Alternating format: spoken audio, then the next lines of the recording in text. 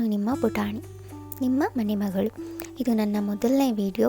ಅಂಬೇಡ್ಕರ್ ಒಂದು ಮಾತನ್ನು ಹೇಳಿದ್ದಾರೆ, ಓದು ಬರಹ ತಿಳಿದಿರುವ ವ್ಯಕ್ತಿ ತನ್ನ ಸಮುದಾಯದ ಜನರಿಗೆ ಶಿಕ್ಷಣ, ಮೂಢನಂಬಿಕೆ, ದೌರ್ಜನ್ಯಗಳ ಬಗ್ಗೆ ತಿಳಿಸಲಿಲ್ಲ ಎಂದರೆ ವ್ಯಕ್ತಿ ಬದುಕಿದ್ದು ಸತ್ತಂತೆ.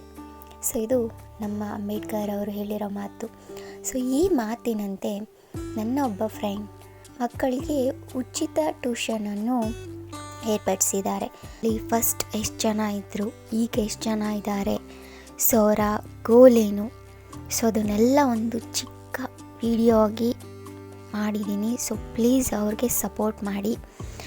ನಿಮ್ಮ ಕೈಯಲ್ಲಿ ಏನಾದರೂ ಸಹಾಯ ಮಾಡಬೇಕು ಅಂತ ಅನಿಸಿದ್ರೆ ಸೊ ಅವ್ರನ್ನ ಹೋಗಿ ಕಾಂಟ್ಯಾಕ್ಟ್ ಮಾಡಿ. ಪ್ಲೀಸ್ ಪ್ಲೀಸ್ ಪ್ಲೀಸ್ ಅವ್ರಿಗೆ ಸಪೋರ್ಟ್ ಮಾಡಿ.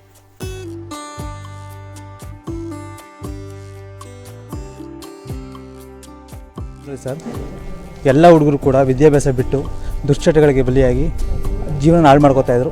ಇದನ್ನು ಗಮನಿಸಿದ ನಾನು ಕೆಲವೊಂದು ಮಕ್ಕಳುಗಳು ಏನು ಮಾಡ್ತಾಯಿದ್ದು ಅಂದರೆ ಸ್ಕೂಲ್ಗೆ ಹೋದರೂ ಕೂಡ ಈವ್ನಿಂಗ್ ಹೊತ್ತು ಹೋಮ್ವರ್ಕ್ ಮಾಡ್ದೇ ಇತ್ತೀಚಿನ SLC ಮತ್ತು PUC ಅಂಕಪಟ್ಟಿಯಲ್ಲಿ ಫೇಲ್ ಆಗೋ ಚಾನ್ಸಸ್ ತುಂಬ ಇತ್ತು. ಈ ವರ್ಷದ ರಿಸಲ್ಟ್ ನೋಡಿದಾಗ 30 ಜನ SLC ಮತ್ತು PUC ಮಕ್ಕಳಲ್ಲಿ ಕೇವಲ 5 ರಿಂದ 7 ಜನ ಮಾತ್ರ ಪಾಸಾಗಿರೋರು. ಇದೆಲ್ಲ ಗಮನಿಸಿದಂತಹ ನಾನು ಈ ಮಕ್ಕಳಿಗೆ ಪ್ರತಿಯೊಂದು ಮಕ್ಕಳು ಕೂಡ ಉನ್ನತ ವಿದ್ಯಾಭ್ಯಾಸ ಪಡಿಬೇಕು ಮತ್ತು ಉನ್ನತ ಉದ್ಯೋಗ ಪಡಿಬೇಕಂತ ಆಸೆಯಿಂದ ಜೂನ್ 3ನೇ ತಾರೀಕಿಂದ ಶಿಕ್ಷಣ ಕ್ರಾಂತಿ ಎಂಬ ಹೆಸರಿನಲ್ಲಿ ಒಂದು ಟ್ಯೂಷನ್ ಕಾರ್ಯಕ್ರಮ ಮಾಡ್ತಾಯಿದ್ದೀನಿ. ಮೊದಲು ಜೂನ್ 3ನೇ ತಾರೀಕು 10 ಜನರಿಂದ ಸ್ಟಾರ್ಟ್ ಆದಂಥ ಶಿಕ್ಷಣ ಕ್ರಾಂತಿ ಇಂದಿಗೆ 1 ತಿಂಗಳ ನಂತರ ಬರೋಬ್ಬರಿ 83 ವಿದ್ಯಾರ್ಥಿಗಳಿಂದ ಶಿಕ್ಷಣ ಕ್ರಾಂತಿ ಬಹಳ ಯಶಸ್ವಿಯಾಗಿ ನಡೀತಾ ಇದೆ. ಇದರ ಮೂಲ ಉದ್ದೇಶ ಮಕ್ಕಳಿಗೆ ಹೋಮ್ವರ್ಕ್ ಮಾಡಿಸೋದು, ಮಕ್ಕಳು ಯಾವ ಸಬ್ಜೆಕ್ಟಲ್ಲಿ ವೀಕ್ ಇರ್ತಾರೆ ಅನ್ನೋ ಕಂಡುಹಿಡ್ಕೊಂಡು ಆ ಮಕ್ಕಳಿಗೆ ಅದರಲ್ಲಿ ಸಬ್ಜೆಕ್ಟ್ಗೆ ತುಂಬ ಒತ್ತು ಕೊಟ್ಟು ಪ್ರತಿ ಒಂದು ಸಬ್ಜೆಕ್ಟಲ್ಲೂ ಕೂಡ ಅತಿ ಹೆಚ್ಚು ಅಂಕ ಪಡಿಬೇಕನ್ನೋದು ಮೂಲ ಉದ್ದೇಶ. ನಮ್ಮ ಮಕ್ಕಳು, ನಮ್ಮ ಊರಿನ ಮಕ್ಕಳು ಬಿಟ್ಟು ಎಲ್ಲ ಸಮುದಾಯದ ಮಕ್ಕಳು ಕೂಡ ಯಾವುದೇ ರೀತಿ ಜಾತ್ಯತೀತ ಮನೋಭಾವದಿಂದ ಎಲ್ಲ ಮಕ್ಕಳು ಕೂಡ ಈ ನಿಟ್ಟಿನಲ್ಲಿ ಸೌಭಾಗ್ಯ ಪಡ್ಕೋಬೇಕಂತ ಈ ಕಾರ್ಯಕ್ರಮ ಮಾಡ್ತಾಯಿದ್ದೀವಿ. ಸರ್, ಈ ವಿಚಾರವಾಗಿ ಹರೀಶ್ ಅವ್ರು ಮಾಡ್ತಿರೋಂಥ ಕೆಲಸ ಕಾರ್ಯಗಳನ್ನ ಅವ್ರ ಸ್ಟೇಟಸ್ಗಳಲ್ಲಿ ನೋಡಿದಾಗ ನಮಗೂ ಒಂದು ಸ್ವಲ್ಪ ಆಸಕ್ತಿ ಬಂತು.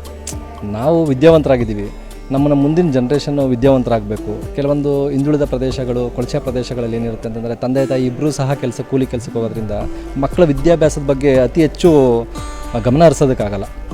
ಬಂದರೆ ಕೆಲಸದಿಂದ ಸಾಕಾಗಿ ಬಂದಿರ್ತಾರೆ ಪಾಪ, ಮಕ್ಕಳ ಕಡೆ ಗಮನ ಹರಿಸೋಕ್ಕಾಗಲ್ಲ.